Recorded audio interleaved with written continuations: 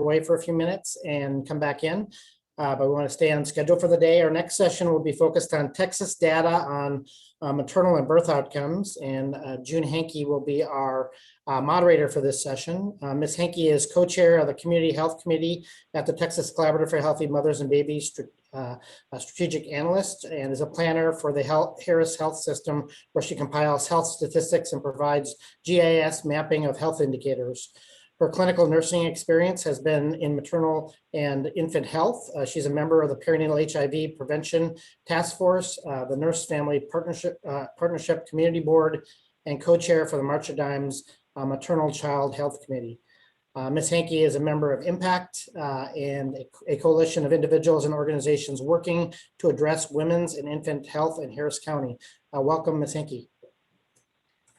Thank you, Dr. Ramsey. Thank you to our panelists on the last session. That was really powerful. And our next session is going to be on data. And we heard from Dr. Barfield that better data informs better practices. And yesterday in the quality improvement, both Dr. Ramsey and Dr. Epps, spoke to the importance of data. It tells us, where we are, where we need to improve, and when we're doing something, are we improving? But just remembering, we heard what all the numbers that we are showing, it's the people that are behind the numbers that we have just heard from. So I would just like to introduce our speakers. We have Dr. Michelle Cook. She is the Director of Maternal and Child Health Epidemiology Unit for the Texas Department of State Health Services. In this role, Dr. Cook provides strategic oversight to the state's Maternal and Child Health Epidemiology Unit, offers expert guidance in maternal and child health epidemiology, and oversees and conducts research projects. Prior to joining DSHS in 2019, she was the Vice President of Research at the American Association of Nurse Practitioners, where she provided professional opinion as a liaison to the Community Preventive Services Task Force and the Healthcare Information and Management System Society. She lives in Manor, Texas with her 2 rescue boxers, and Michelle and her boxer Sky were certified pet therapy team, and they were visiting nursing homes and listening to children read before the pandemic. And then we have Julie Stagg. Julie is the Healthy Texas Mothers and Babies Branch Nurse Manager, the Texas AIM Program Director, and the State Breastfeeding Coordinator at the Texas Department of State Health Services. She provides expertise and coordination for public health policy programs and initiatives to improve women's, maternal, perinatal, and infant health. Ms. Stagg completed a maternity nursing clinical nurse specialty core curriculum before receiving a Master's of Science in Public Health from the University of Texas at Austin. She has worked to promote the health of women and children over the past 25 years in hospital, outpatient, community, and nonprofit mental health and public health settings. And they will give us an overview of our Texas state data. Thank you, June, and good afternoon to everybody who is attending. I first want to acknowledge the stories that were just shared with us because it adds a personal component to what we're about to present. It's a reminder that data are not just numbers. Next slide, and then next slide again. The objectives of this presentation are to understand the trend for specific risk factors associated with women's health and birth outcomes, to identify the major contributors to maternal morbidity and mortality in Texas, and to understand the impact of Texas AIM on quality improvement efforts in hospitals. Next slide. Before diving into the data, I first would like to discuss a couple available resources that my unit produces on healthy Texas mothers and babies. Next slide. The Texas Pregnancy Risk Assessment Monitoring System, or PRAMS, is a cross-sectional surveillance study to determine trends in maternal and infant health. Texas PRAMS provides the most comprehensive population-based data on maternal health before, during, and after pregnancy, and has been ongoing since 2002. Prevalence estimates are reported in percentages with a confidence interval for those estimates. In this presentation, you'll see these as either in parentheses after the estimate in bullet points or as Y error bars on graphs. Next slide. The Healthy Texas Mothers and Babies Data Book provides an overview of maternal and infant health in Texas. The trends and disparities in infant and maternal health outcomes highlighted in this report can help programs and policymakers make data-driven decisions about how to improve these outcomes in Texas. The data book is not meant to repeat results found in other places, but rather it's meant to bring different data sources together to be analyzed and reported in a way that creates a cohesive view of the status of both infant and maternal health in Texas. A few indicators in the Healthy Texas Mothers and Babies data book are pulled directly from PRAMS. I wanted to highlight PRAMS just a little bit more than in previous presentations because we'll be reviewing the survey instrument for the next phase of the survey in the next couple of years. So if you have an interest in the survey and want to make sure certain things might be on the survey in the future, to get in touch. Next slide. So here is a highlight of what we are seeing in Texas mothers and babies. Next slide. The birth rate in Texas continued to decrease in 2019 after remaining stable from 2011 to 2015. Texas has the 5th highest birth rate in the United States. In 2019, almost 390,000 babies were born in the state, and there were nearly 380,000 births to mothers that live in Texas. In comparison, the United States birth rate has also been declining, but is lower than that of Texas. Next slide. As in the United States as a whole, Texas has seen a shift in the maternal age of women giving birth over time. The average maternal age at birth in 2018 was 28.3 years of age, a significant increase from an average age of 26.1 years in 2009. Next slide. The Healthy People 2020 target was to increase the proportion of pregnant women who begin prenatal care in the first trimester of pregnancy to 84.8%. As a whole, Texas has not been meeting this target percentage. In 2019, 67.1% of mothers entered prenatal care within the first trimester. Nationally, 75.8% of mothers entered prenatal care during the first trimester in 2019. Disparities in first trimester prenatal care access were apparent between different racial and ethnic groups, with a larger percentage of non-Hispanic white women receiving prenatal care in the first trimester of pregnancy compared to all other racial and ethnic groups consistently from 2010 to 2019. Using data from the 2018 Texas PRAMS among mothers who reported that they did not receive care in the first trimester of their pregnancy, 48.6%, so nearly half, still reported that they had received prenatal care as early as they had wanted. These findings indicate a need for increased education and awareness of the importance of obtaining prenatal care starting in the first trimester. This Healthy People 2020 objective did not carry over to Healthy People 2030, but there is a similar objective listed that did carry over. That objective is to increase the proportion of pregnant women who receive early and adequate prenatal care. Since prenatal care is so important, we will continue monitoring the trend as it relates to prenatal care in the first trimester. Next slide.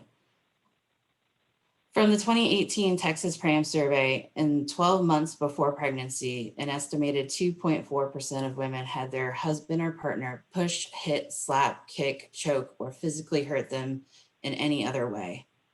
The differences noted here by race ethnicity are between non-Hispanic other women and Hispanic or non-Hispanic Black women. Just under half, or 49.1%, of women who had recently given birth had a doctor, nurse, or other healthcare worker talk with them about physical abuse by their husbands or partners during their prenatal visits. These conversations were more likely to happen for non-Hispanic Black and Hispanic women than for non-Hispanic white women. Next slide. Depression can affect women before and during pregnancy or in the postpartum period. Based on 2018 Texas PRAMS data, 11.8% of pregnant women in Texas experienced depression in the 3 months leading up to their pregnancy. This survey also showed that screening for depression during pregnancy was similar across race and ethnicity groups. Hispanic women were less likely to report experiencing depression during pregnancy at 8.8% than non-Hispanic white or other women at 14.8%, or non-Hispanic Black women at 21.1%. Both screening and the prevalence of postpartum depression symptoms paralleled the trends in prenatal depression. Next slide. Obesity is a well-known risk factor for developing hypertension, diabetes, and a variety of other medical problems during pregnancy. Obesity and conditions associated with obesity during pregnancy increase the risk of developing chronic conditions later in life. A rise in pre-pregnancy obesity has been observed over the past decade, both in Texas and in other states. The percentage of mothers with a pre-pregnancy body mass index, or BMI, in the obese range has increased 30.5% in Texas since 2010. Next slide. Pre-pregnancy obesity also differed by race and ethnicity groups. Pre-pregnancy obesity is more prevalent among non-Hispanic Black and Hispanic mothers than other non-Hispanic white mothers or mothers of other race or ethnicity. However, over the past decade, the rate of pre-pregnancy obesity has risen most steeply among mothers of other race or ethnicity. A 74.9% increase in pre-pregnancy obesity has been observed among mothers of this group since 2010. Hispanic mothers have also seen a relatively large increase in pre-pregnancy obesity between 2010 and 2019, a 36.8% increase among Hispanic mothers, compared to an increase of 24.5% among non-Hispanic Black and 25% among non-Hispanic white mothers. Next slide. Severe maternal morbidity, or SMM, includes unexpected outcomes of labor and delivery that result in significant short or long-term consequences to a woman's health. SMM rates in the United States has been rising in the past decade. According to data from our Texas hospital inpatient discharge public use data files, the SMM rate in Texas remained relatively stable from 2010 to 2019. However, over the past 10 years, non-Hispanic Black mothers had higher rates of SMM than mothers of any other racial ethnic group. Blood transfusions with or without other indicators of SMM was the most common SMM indicator during 2019. Other common SMM conditions observed in Texas included disseminated intravascular coagulation, acute renal failure, hysterectomy, adult respiratory distress syndrome, and eclampsia. When looking at combined 2015 to 2019 SMM data, there were clear geographic differences in the rate of SMM. Many metropolitan counties had lower rates of SMM than compared to non-metropolitan areas. Next slide. I have talked a lot about data around the mother, but a lot, if not all, of the mother's health affects the growing baby and infant. I want to briefly discuss one indicator we monitor on the infant. In 2018, the Texas infant mortality rate reached a historic low of 5.5 deaths per 1,000 births, which kept level through 2019. The rate in Texas has been at or below the national rate for the past 10 years. Moreover, since 2011, the state has consistently been below or exceeded the Healthy People 2020 target of 6.0 deaths per 1,000 live births. The Healthy People 2030 target is to reduce this even further into 5 infant deaths per 1,000 live births. Next slide. However, racial ethnic disparities in the infant mortality rate has persisted in Texas, and it is clear that the overall decrease in rates observed in Texas over the past decade was not equally distributed across all racial ethnic groups. Infant mortality rates for non-Hispanic Black mothers have been twice as high as the rates for non-Hispanic white and Hispanic mothers over much of this time frame. Differences in infant mortality rates also exist by maternal age. In 2018, a higher rate was observed among young mothers less than 20 years of age than among mothers of any other age group, followed by mothers aged 40 years or older, Mothers in these two age groups comprise of 9.6% of all Texas resident births in 2018. Next slide. If you're interested in seeing other data points that both data books cover, here is where you can go. I will now pass the presentation over to Julie, who will be discussing our response to the trends that we are seeing. Thank you, Michelle. Good afternoon, everybody. I know Michelle and I are really glad to be with you today, and we want to thank TCHMB for providing this time for us to share updates on the data book and then also on the Texas AIM initiative. Particularly, we'll be focusing on the progress of hospitals across the state in implementing the obstetric hemorrhage bundle. Next slide. To start with, I want to highlight some key state and national reports related to maternal health and safety of interest to this group. Much of the information that I'll share with you today is available in the report to the left here in more detail in the recent Maternal Health and Safety Initiatives report submitted by DSHS to the legislature in December of 2020. Also published in December, as Dr. Hall mentioned this morning, is our most recent report of the Texas Maternal Mortality and Morbidity Review Committee and Department of State Health Services.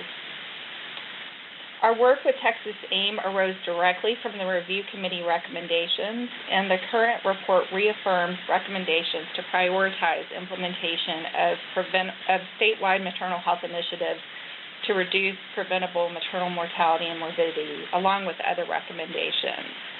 Next slide. As we're working across the state and Texas to identify and address drivers to preventable maternal mortality and morbidity, and also to address inequities and outcomes, our federal partners are also taking up the call to improve maternal health outcomes.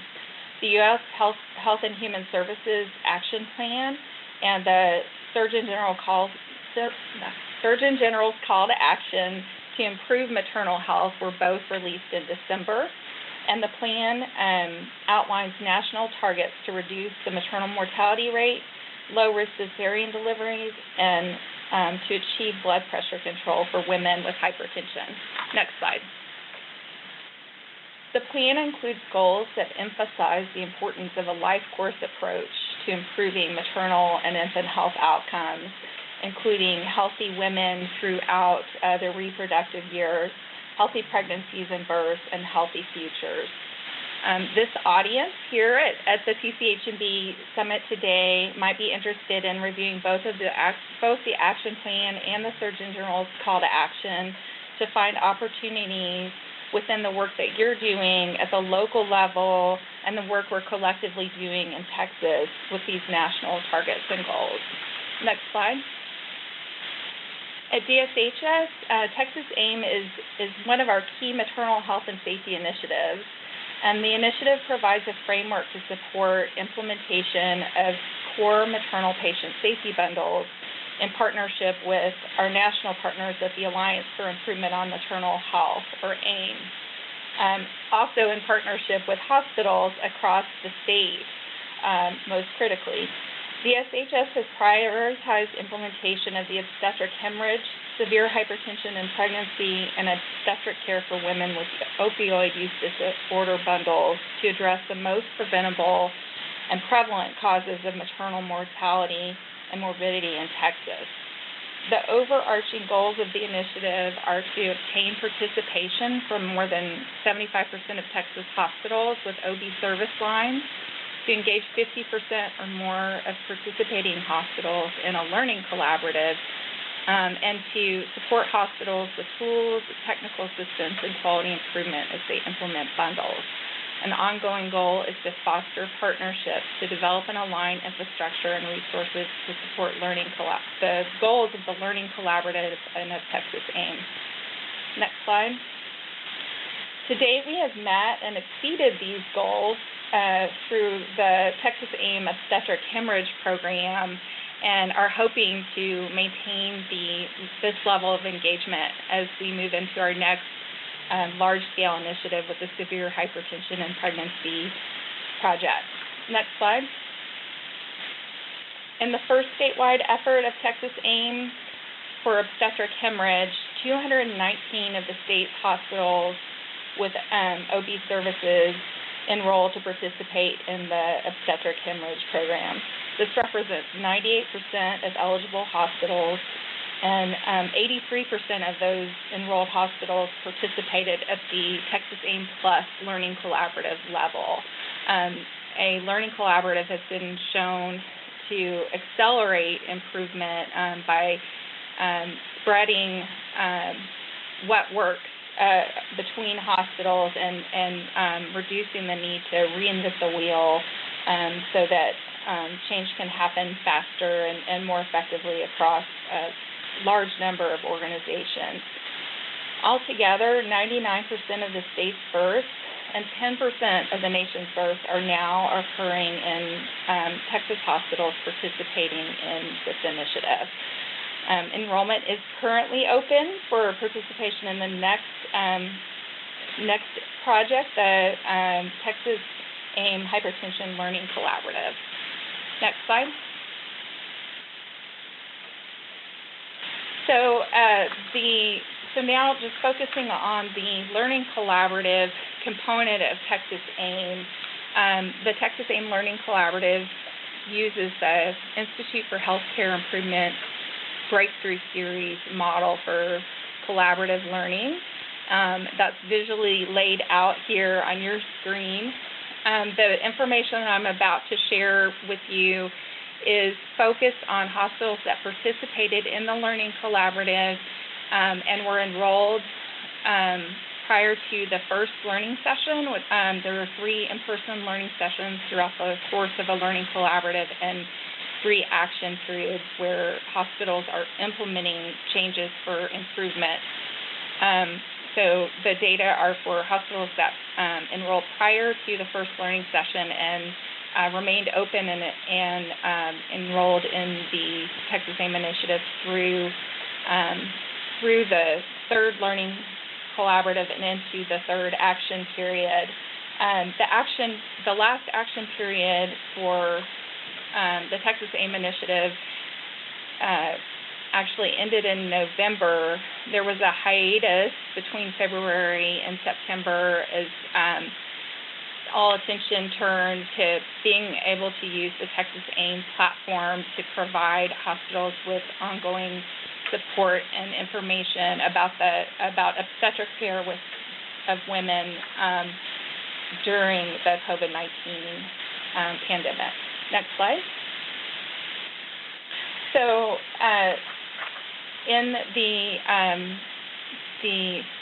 AIM bundles, the national AIM bundles, there are 3 data types that are collected, and hospitals report data into the national portal on a quarterly basis for process measures that are looking at those best practices that are adopted incrementally to until they're full scale to improve practices for improving outcomes. They're reported as they are completed for structure measures. So structure measures are measured as either being in place or not in place. And the goal is to develop these key structures that will that are required to have an ongoing learning culture and safe standardization of recommended practices. And then outcome measures are actually reported by the state using statewide administrative data from the hospital discharge database. And so those are reported by the state into the AIM portal for each hospital. There is a lag in data because those data are not reported directly into the portal in real time by hospitals. Next slide.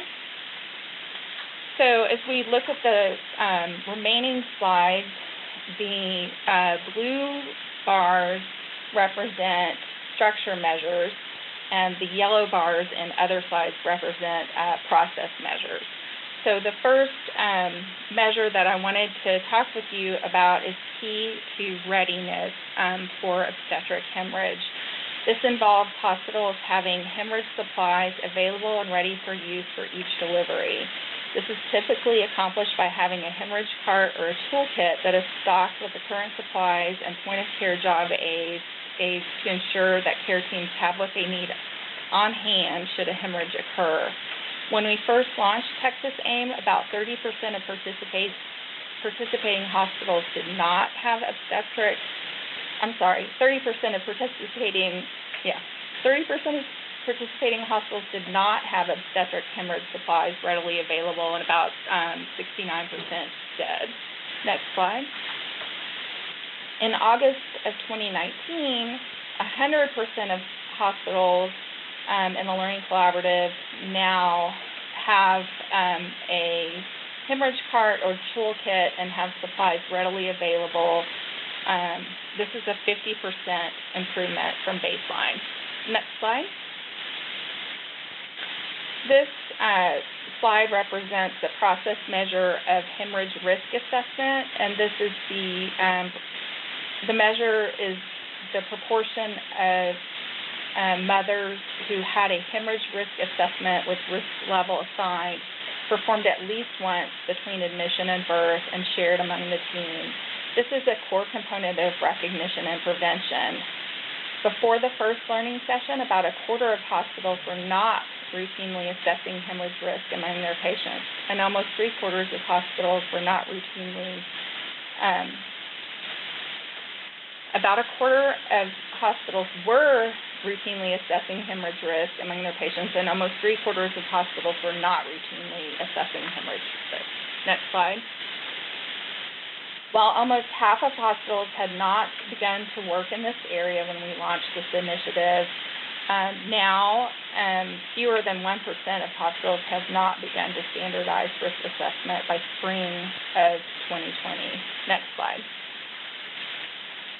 And as of April 2020, more than 80% were assessing risk with 90% or more of their births. This represents a 204% improvement, which you'll see on the next slide. Next slide.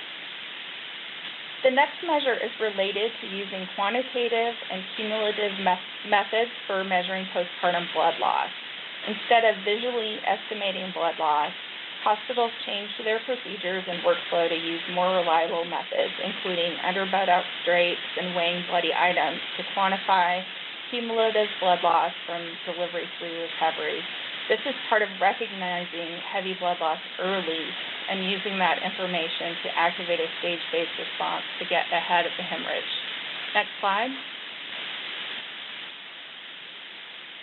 When we initiated this initiative, almost 3/4 of hospitals were not using a quantitative blood loss method. Now, as of April 2020, only 7% have not started this process. Next slide. And more than 80% of hospitals, including 66% that are doing this with 90% or more of their patients, and about another 14% that are doing this with 80% of their patients. So the majority of hospitals are doing this for most or all of their births. Next slide. This represents an 823% improvement. Next slide. This measure is about having a stage-based response. Having supplies ready, as we've talked about, assessing risk, and using quantitative blood loss are all supportive structures and processes to ensure readiness and recognition for the response of using standardized stage-based process for each potential or actual hemorrhage. We've gone from a 37% to 93% of hospitals having a policy and procedure in place for using a standardized stage-based management plan with checklists so that response is evidence-based and standardized. Next slide. This is a 153% improvement. Next slide. This measure reflects the proportion of physicians and advanced practice providers who have completed training on the bundle elements and their unit standard protocol. Hospitals have come a long way in engaging providers in education for the bundle elements, going from 60% not started to 60% mostly or fully in place. Next slide. That's a 492% improvement. Next slide. While 41% of hospitals had not begun educating nursing staff on the bundle elements and protocols prior to the launch of this initiative, now the vast majority have fully educated their nursing staff at almost 88% in April of 2020. Next slide. That's a 108% improvement. Next slide.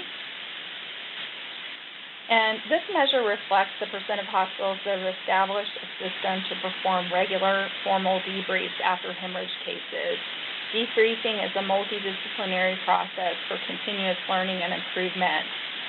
We went from 33% of hospitals having a regular standardized process in place to 96% of hospitals having a system for regular and formal debriefs after a postpartum hemorrhage. Next slide. And that's a 194% improvement. Next slide.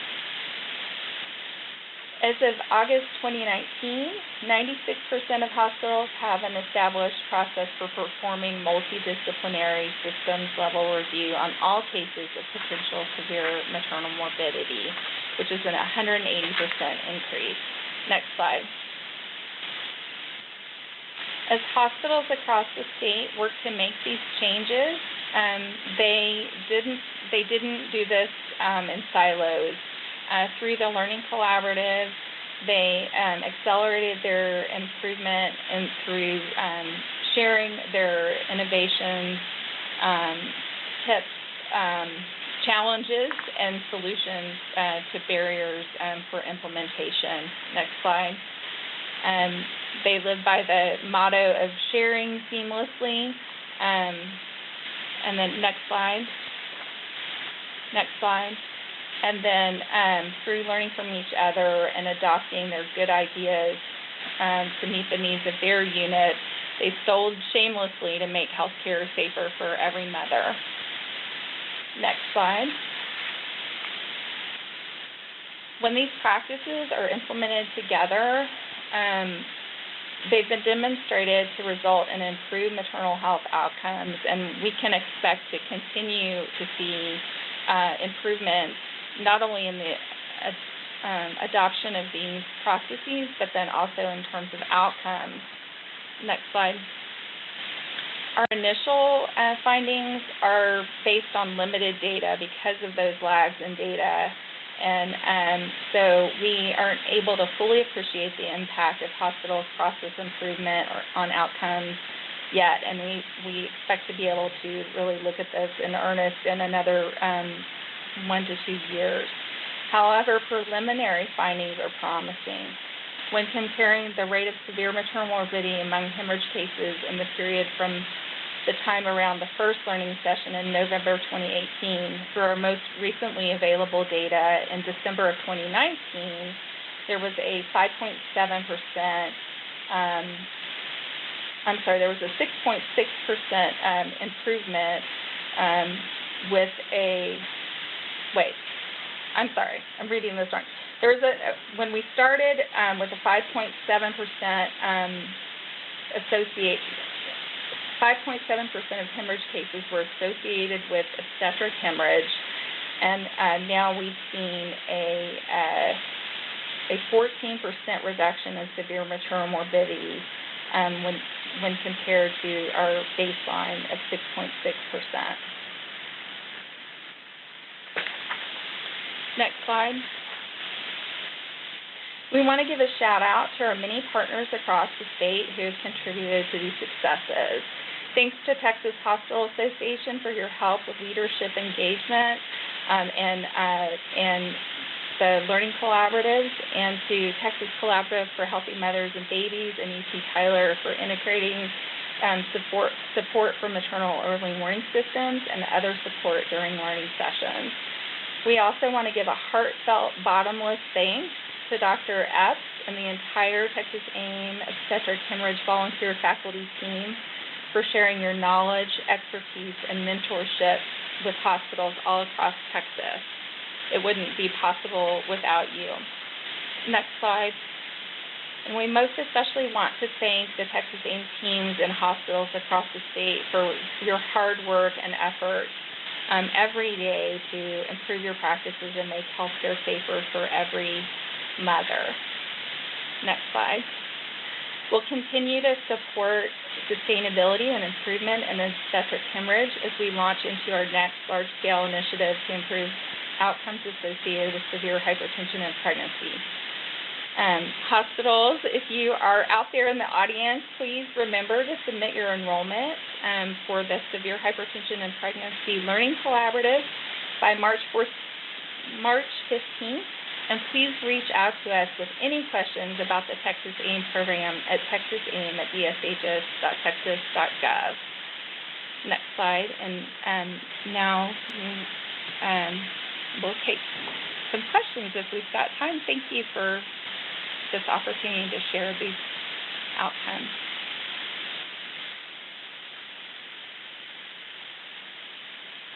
I thank you for your presentations, both of you.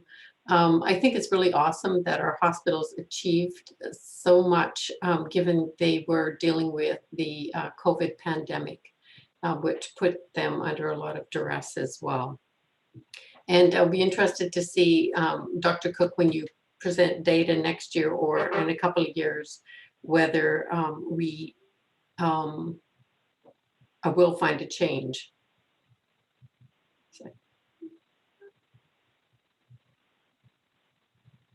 So we do have one question that came about.